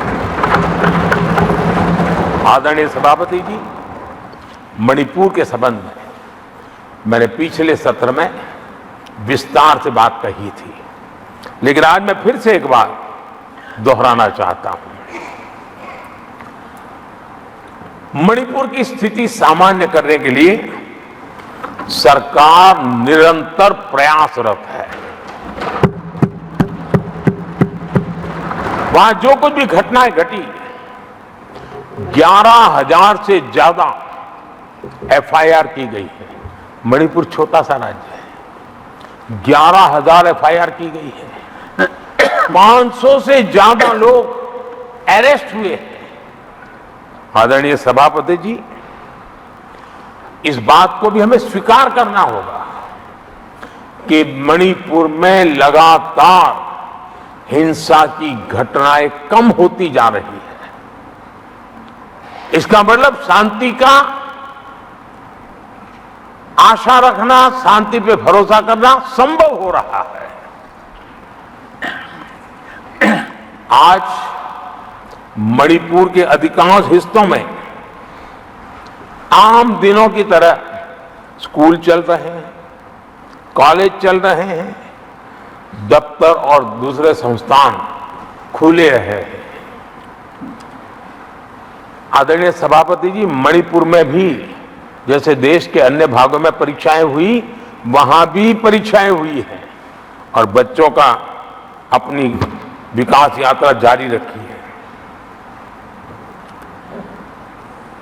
आदरणीय सभापति, केंद्र और राज्य सरकार सभी से बातचीत करके शांति के लिए, सौहार्द रास्ता खोलने के लिए लगातार प्रयास कर रही है। छोटे छोटे इकाइयों को जोड़ करके इन ताने बाने को गूंथना एक बहुत बड़ा काम है और शांतिपूर्ण तरीके से हो रहा है। बीते समय में पहले की सरकारों में ऐसा नहीं हुआ है।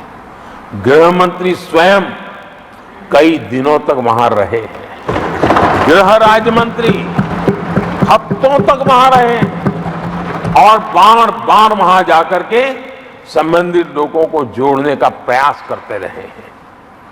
आदरणीय सभापति जी, पॉलिटिकल लीडरशिप तो है ही, लेकिन सरकार के सभी वरिष्ठ अधिकारी जिसका जिसका इन काम से संबंध है, वे लगातार वहां फिजिकल जाते हैं, लगातार वहां संपर्क में रहते हैं और समस्या के समाधान के लिए हर प्रकार से प्रयासों को बल दिया जा रहा है।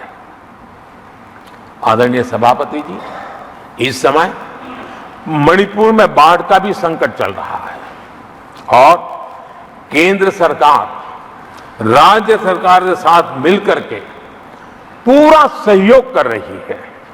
आज ही एनडीआरएफ की 2 टीमें वहां पहुंची है, यानी कि प्राकृतिक मुसीबत में भी केंद्र और राज्य मिलकर के मणिपुर की चिंता कर रहे हैं। आदरणीय सभापति जी, हम सभी को राजनीति से ऊपर उठ करके वहां की स्थिति को सामान्य बनाने में सहयोग करना चाहिए। ये हम सबका कर्तव्य है। आदरणीय सभापति जी, जो भी तत्व मणिपुर की आग में घी डालने की कोशिश कर रहे हैं, मैं उनसे आगाह करता हूं कि ये हरकतें बंद करें। एक समय आएगा मणिपुर ही उनको रिजेक्ट करने वाला है, ऐसे लोगों को। आदरणीय सभापति जी, जो लोग मणिपुर के इतिहास को जानते हैं, मणिपुर की घटनाक्रम को जानते हैं, उनको पता है कि वहां का सामाजिक संघर्ष का एक लंबा इतिहास रहा है। उस संघर्ष की मानसिकता की जड़ें बहुत गहरी हैं, इसको कोई नकार नहीं सकता है।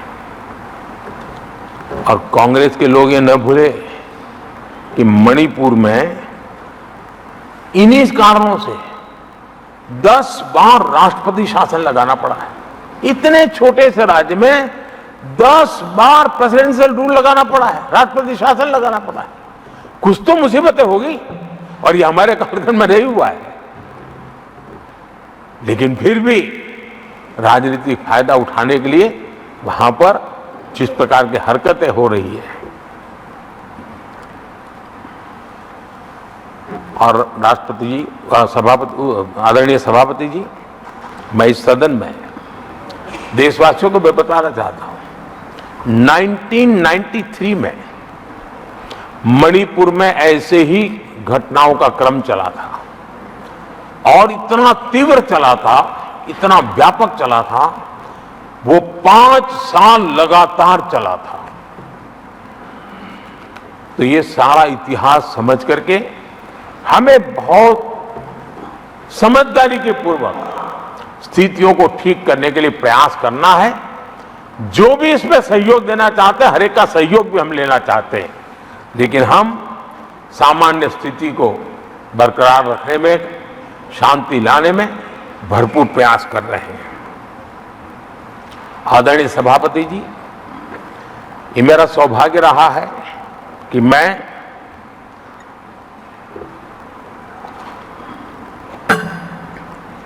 प्रधानमंत्री प्रधान सेवक के रूप में यहां आया।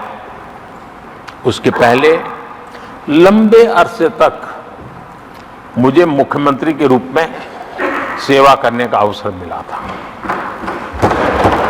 और इसके कारण मैं अनुभव से सीखा हूं कि फेडरलिज्म का महात्म्य क्या होता है, और उसी में से कोऑपरेटिव फेडरलिज्म और उसी में से कॉम्पिटिटिव कोऑपरेटिव फेडरलिज्म, इन विचारों को मैं बल देता आया हूं।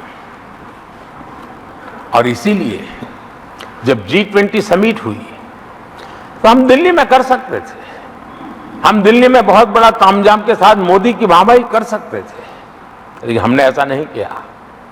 हमने हर देश के हर राज्य के अंदर अलग अलग कोने में G20 के महत्वपूर्ण कार्यक्रम किए। उस राज्य को ज्यादा से ज्यादा वैश्विक प्रतिष्ठा मिले, इसके लिए प्रयास किया गया। उस राज्य का ब्रांडिंग हो, विश्व उस राज्य को जाने, पहचाने, उसके सामर्थ्य को जाने, और उसकी विकास यात्रा के लिए खुद भी अपना नसीब आजमाए। इस दिशा में हमने काम किया है, क्योंकि हम जानते हैं कि फेडरलिज्म के और रूप होते हैं। आदरणीय सभापति जी, जब कोविड के खिलाफ हम लड़ाई लड़ते थे, जितनी बार मुख्यमंत्रियों के साथ संवाद हुआ है, शायद हिंदुस्तान की आजादी के इतिहास में इतने कम समय में इतनी बार नहीं हुआ है, हमने किया। आदरणीय सभापति जी, ये सदन एक प्रकार से राज्यों से जुड़ा हुआ सदन है, और इसलिए राज्यों के विकास के कुछ फोकस एरिया, उसकी चर्चा इस सदन में करना मैं उचित मानता हूं। और मैं कुछ आग्रह भी साझा करना चाहता हूं। आज हम एक ऐसी स्थिति में हैं जहां हम अगली क्रांति का नेतृत्व कर रहे हैं। इसलिए सेमीकंडक्टर्स और इलेक्ट्रॉनिक मैन्युफैक्चरिंग जैसे सेक्टर्स में हर राज्यों ने बड़ी प्राथमिकता से साथ अपनी नीतियां बनानी चाहिए, योजनाओं लेकर के आगे आना चाहिए। और मैं चाहता हूं कि राज्यों के बीच विकास की स्पर्धा हो, निवेश आकर्षण करने वाली नीतियों में स्पर्धा हो, और वो भी गुड गवर्नेंस के माध्यम से हो, स्पष्ट नीतियों के माध्यम से हो। मैं पक्का मानता हूं कि आज जब विश्व भारत के दरवाजे पर दस्तक दे रहा है, तब हर राज्य के लिए अवसर है। और जब ये राज्यों से जुड़ा हुआ सदन है, तो मैं आग्रह करूंगा राज्यों से कि आप आगे आइए और विकास की यात्रा में आप भी उसका फायदा उठाइए। रोजगार सृजन में इस राज्यों के बीच स्पर्धा क्यों न होनी चाहिए? फलाने राज्य की उस नीति के कारण उस राज्य में नौजवानों को इतना रोजगार मिला, तो दूसरा राज्य कहा है तुम्हारी नीति में मैंने +1 कर दिया तो मुझे ये फायदा मिला। रोजगार के लिए राज्यों के बीच में स्पर्धा क्यों नहीं होनी चाहिए? मैं समझता हूं कि ये देश के नौजवानों के भाग्यों को बदलने में बहुत काम आएगा। आज नॉर्थ ईस्ट में, असम में सेमीकंडक्टर पर तेज गति से काम चल रहा है, और इससे असम, नॉर्थ ईस्ट, वहां के नौजवानों को बहुत ही फायदा होने वाला है, और साथ साथ देश को भी फायदा होने वाला है। और नॉर्थ ईस्ट की धरती, क्योंकि एक राज्य सरकार जब एग्रेसिवली नीतियों को लेकर के आती है, तो उसका आदरणीय सभापति जी, यूएन ने 2023 को ईयर ऑफ मिलेट्स के रूप में घोषित किया था। ये भारत की अपनी खुद की ताकत है। मिलेट्स हमारे छोटे किसानों की ताकत है। और जहां कम पानी है, जहां सिंचाई की सुविधाएं नहीं है, वहां पर मिलेट्स, जो कि एक सुपर फूड है, मैं मानता हूं कि राज्य इसके लिए आगे आए, अपने अपने राज्य के इस सुपर फूड को, मिलेट्स को लेकर के वैश्विक बाजार में जाने की योजना बनाए। उसके कारण दुनिया के हर टेबल पर हिंदुस्तान का मिलेट होगा, डाइनिंग टेबल पर, और हिंदुस्तान के किसान के घर में दुनिया से कमाने का अवसर पैदा हो जाएगा। भारत के किसान के लिए समृद्धि के नए द्वार खुल सकते हैं। मैं राज्यों से आग्रह करूंगा कि आप आइए। आदरणीय सभापति जी, दुनिया के लिए न्यूट्रिशन मार्केट, इसका सॉल्यूशन भी हमारे देश के मिलेट में है। ये सुपर फूड है, और जहां पर न्यूट्रिशन की चिंता है, वहां पर हमारा मिलेट बहुत बड़ा काम कर सकता है। हम इस आरोग्य की दृष्टि से भी वैश्विक मंच पर ले जाने के लिए हमारे राज्य आगे आए, अपनी एक पहचान बनाए। आदरणीय सभापति जी, 21वीं सदी में ईज ऑफ लिविंग, ये सामान्य मानवीय का हक है। और मैं चाहता हूं कि राज्य सरकार अपने यहाँ के नीति, नियम, व्यवस्थाएं उस प्रकार से विकसित करें ताकि सामान्य नागरिक को ईज ऑफ लिविंग का अवसर मिले। और इस सदन से राज्यों को अगर वो संदेश जाता है तो देश के लिए उपयोगी होगा। आदरणीय सभापति जी, भ्रष्टाचार के खिलाफ जो हमारी लड़ाई है, उसको हमें कई स्तरों पर नीचे ले जाना पड़ेगा। और इसलिए चाहे पंचायत हो, नगरपालिका हो, महानगरपालिका हो, तहसील पंचायतें हो, जिला परिषद हो, ये सारी इकाइयों में एक ही मिशन के साथ भ्रष्टाचार से मुक्ति का राज्य अगर बीड़ा उठाएंगे तो हम बहुत तेजी से देश के सामान्य मानवी को जो भ्रष्टाचार से जूझना पड़ता है, उससे मुक्ति दिला सकते हैं। आदरणीय सभापति जी, समय की मांग है कि हमारे यहाँ एफिशिएंसी अब होती है चलती है का जमाना चला गया है।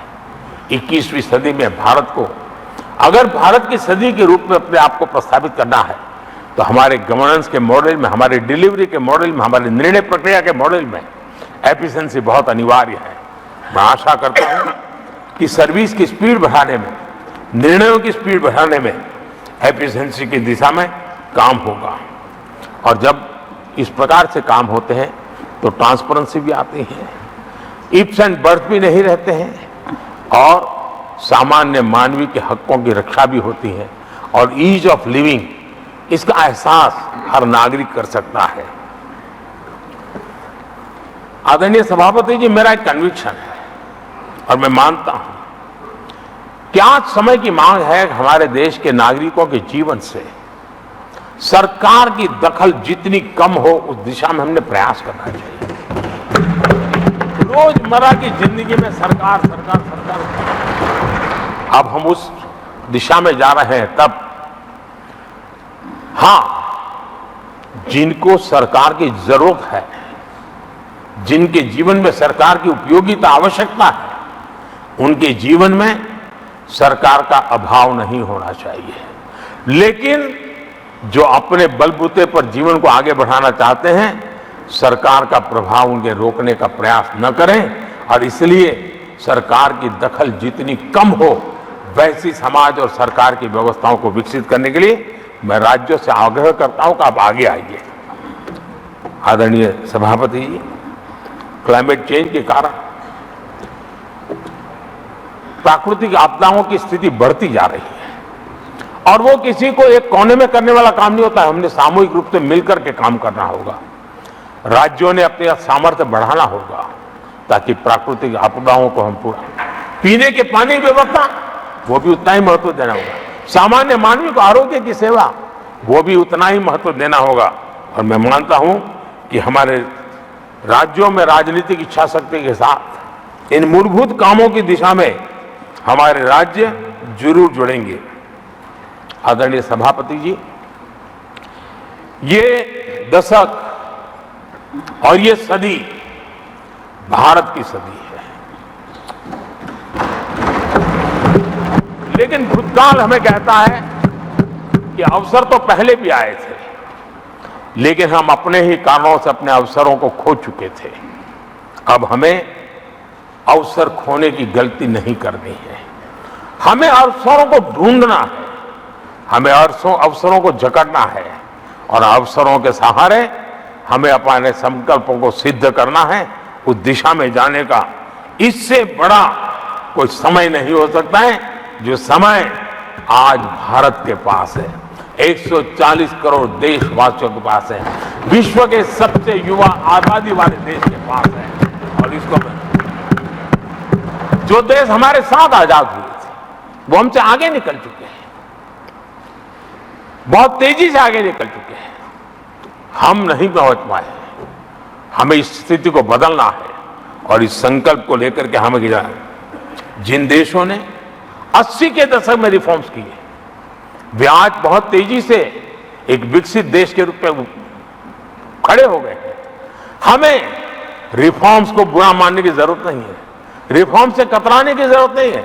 और रिफॉर्म करते हैं तो खुद की सत्ता चली जाएगी, ऐसे भयभीत रहने की जरूरत नहीं है। सत्ता को हथियार रखने की कोई आवश्यकता नहीं है। जितनी भागीदारी बढ़ेगी, जितने निर्णय की शक्ति सामान्य मानवीय के हाथ जाएगी, मैं समझता हूं हम भी, भले हम शायद लेट हुए हो, लेकिन हम उस आकांक्षाओं को पूर्ण करने में उस गति को प्राप्त कर सकते हैं और हम अपने संकल्पों की सिद्धि कर सकते हैं। आदरणीय सभापति जी, विकसित भारत का मिशन ये किसी व्यक्ति का मिशन नहीं है, 140 करोड़ देशवासियों का, किसी एक सरकार का मिशन नहीं है, देश की सभी सरकारी इकाइयों का मिशन है। और हम एक सूत्र में, एक संकल्प के साथ मिलकर के चलेंगे तो हम इन सपनों को साकार कर पाएंगे, ऐसा हमारा पक्का विश्वास है। मैं मंच पर जाता हूं, विश्व के अनेक लोगों से मिलता रहता हूं और मैं आज अनुभव कर रहा हूं कि पूरा विश्व निवेश के लिए तैयार है और भारत उनकी पहली पसंद है। हमारे राज्यों में निवेश आने वाला, उसका पहला द्वार तो राज्य ही होता है। अगर राज्य जितना ज्यादा इस अवसर को जुटाएंगे, मैं इसको मानता हूं उस राज्य का भी विकास होगा। आदरणीय सभापति जी, जिन जिन बातों को हमारे माननीय सदस्यों ने उठाया था, उन सबको संकलित रूप में जानकारी देने का मैंने प्रयास किया है और आदरणीय राष्ट्रपति महोदय ने जो अभिभाषण दिया, जो हमारे लिए दिशा निर्देश दिए हैं और देश के सामान्य मानवी के अंदर जो उन्होंने विश्वास पैदा किया है, इसके लिए मेरी तरफ से भी और इस सदन की तरफ से भी मैं राष्ट्रपति जी का हृदय से बहुत बहुत आभार व्यक्त करते हुए मेरी वाणी को विराम दे रहा हूं। बहुत बहुत धन्यवाद।